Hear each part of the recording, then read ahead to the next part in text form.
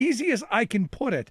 Imagine deciding that we're not going to eradicate polio or smallpox. No, we can have a little polio. A little polio won't hurt you. You know, I used to push back. I used to push back at the label that my grandfather's generation and my grandmother's generation were given, and that is the greatest generation. I used to push back on it. And the reason I used to push back on it is I said, my belief has always been, until now, of course, I completely, over the last year, have changed my mind on this. But my mindset was always that every generation rises to the challenges before them. Because what choice do you have?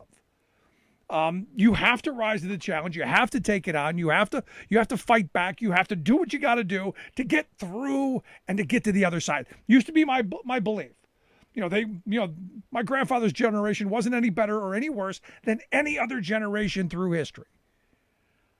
Because I go back to 9/11. After 9/11, you had thousands of young men and women flocking to the military and signing up, going, "We're going to go get them," just like my grandparents' generation did. Obviously to a smaller extent, but like my grandparents' generation did in mass. Everyone joined up. All the men joined up for the military. All the women went into the factories. We turned this country into a massive wartime production machine. Everybody was on the same page. Everybody was going in the same direction. And, same thing with the polio vaccine. It was a mass mobilization. And we didn't have, I guess we didn't have Facebook back then. We didn't have the kind of social media. So maybe you had the vaccine hesitancy people. Maybe you had them back then. But we got to the point where polio's gone.